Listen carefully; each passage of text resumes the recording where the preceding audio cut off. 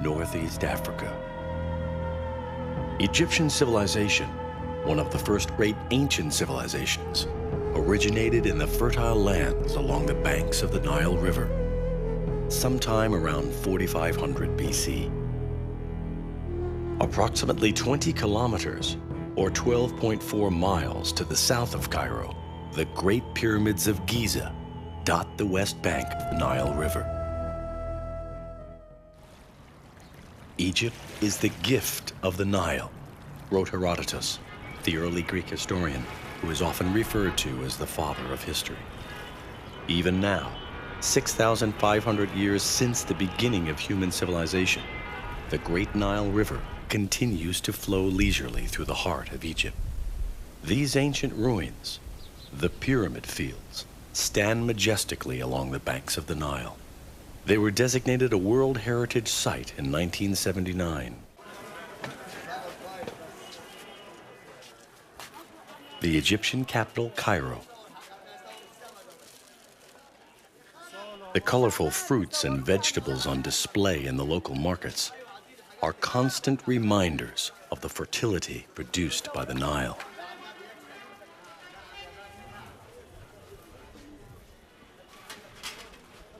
Approximately 5 kilometers, or 3 miles to the southwest of Cairo, situated in the town of Giza, they are the most famous of Egypt's monuments.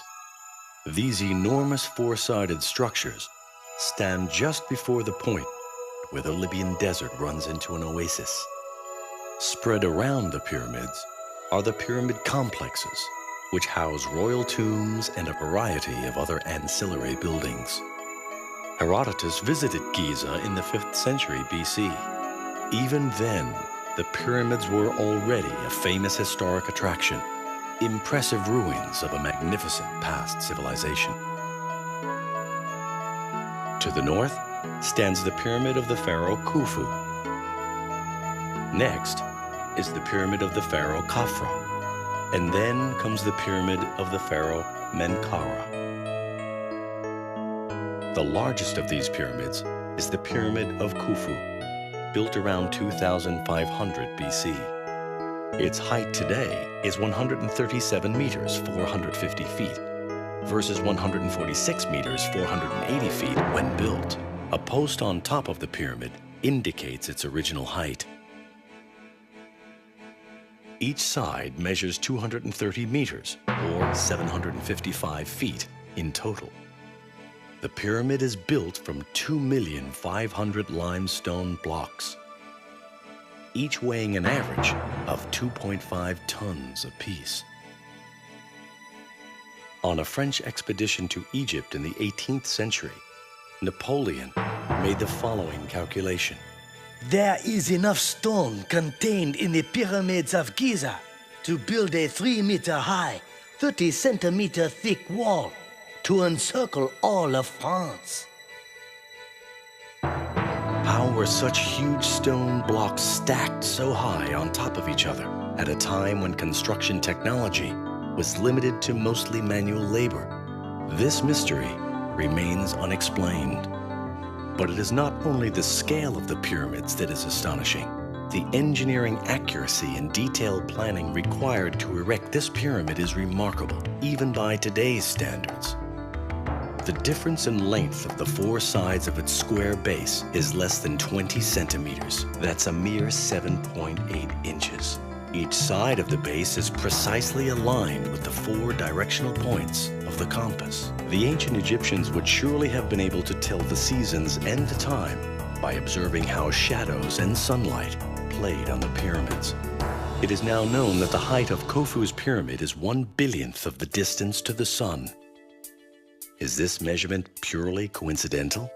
Within the pyramid complex itself, there is a temple that was dedicated to the worship of the sun god.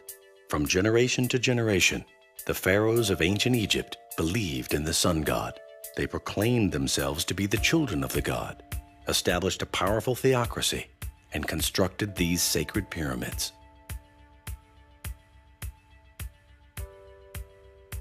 The oldest existing pyramids can be found farther upstream from Giza in Saqqara. The stepped pyramid, This structure is 63 meters, 207 feet tall. As its name suggests, it was built by stacking massive stone blocks in a terraced fashion. This type of pyramid is considered to have been the model for the later pyramids. Pharaoh Khufu's father, Pharaoh Seneferu, also had pyramids constructed. He built the bent pyramid and the red pyramid. Most interesting is the change in its angle of inclination. The incline of the lower half is 54 degrees, while the upper half is angled at 43 degrees. It is believed that a change in plan was necessitated because 54 degrees was found to be too steep an angle, causing the stone walls to crumble.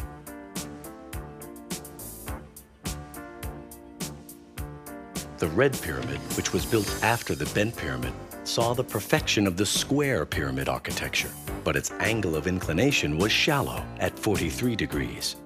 From left to right, the bent pyramid, the red pyramid, and the Giza pyramids are angled at 52 to 53 degrees. Over the years, through a process of trial and error, pyramid construction technology reached its pinnacle. Khufu's pyramid.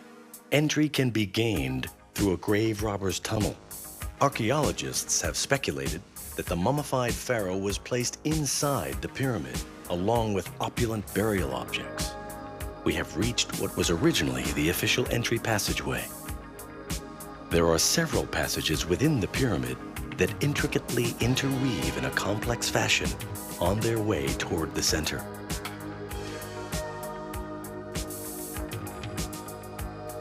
Here is one of the interior rooms, the Queen's Chamber. This is thought to be a sepulchre that was specially built in case the pharaoh died before the completion of the pharaoh's chamber. And this is the pharaoh's chamber.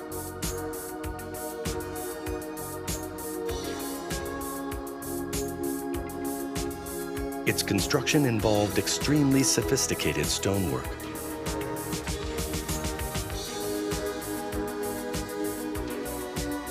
A sarcophagus was the only thing found in the pharaoh's chamber, but strangely, the sarcophagus lid is missing. Is it possible that Pharaoh Khufu's body was never placed here? Or was the body stolen centuries later by grave robbers? To this day, Khufu's body has never been found. The solar boat was discovered completely intact in 1954 in a pit immediately beside Khufu's pyramid. It is 43.4 meters or 142 feet long. Because it was protected in an airtight environment, the boat survived without rotting for 4,500 years.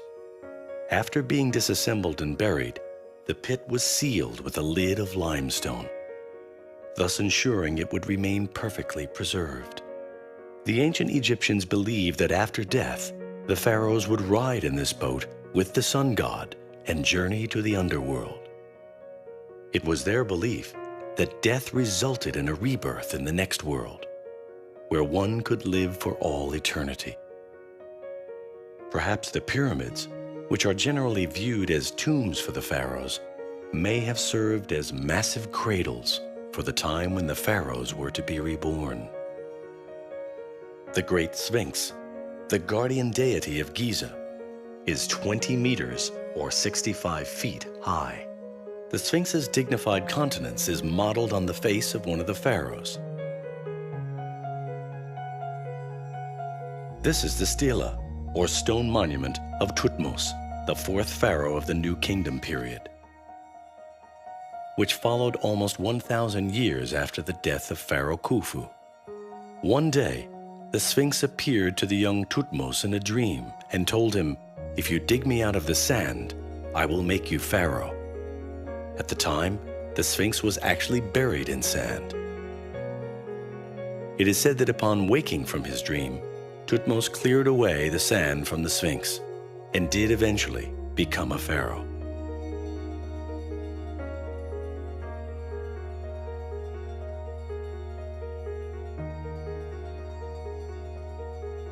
The New Kingdom period in which Thutmose lived was the golden age of ancient Egyptian civilization.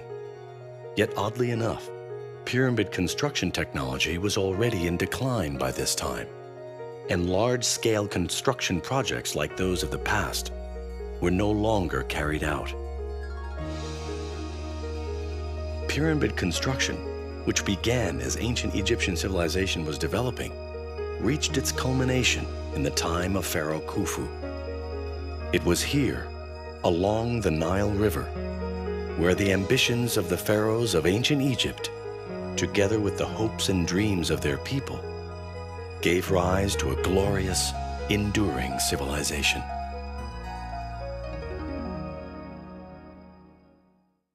Of Egypt. These ancient ruins, the pyramid fields, stand majestically along the banks of the Nile. They were designated a World Heritage Site in 1979. The Northeast Africa. Egyptian civilization, one of the first great ancient civilizations, originated in the fertile lands along the banks of the Nile River, sometime around 4500 BC. Approximately 20 kilometers, or 12.4 miles to the south of Cairo, the Great Pyramids of Giza dot the west bank of the Nile River. Egypt is the gift of the Nile, wrote Herodotus, the early Greek historian who is often referred to as the father of history. Even now, 6,500 years since the beginning of human civilization, the Great Nile River continues to flow leisurely through the heart of Egyptian capital, Cairo. The colorful fruits and vegetables on display in the local markets are constant reminders of the fertility produced by the Nile.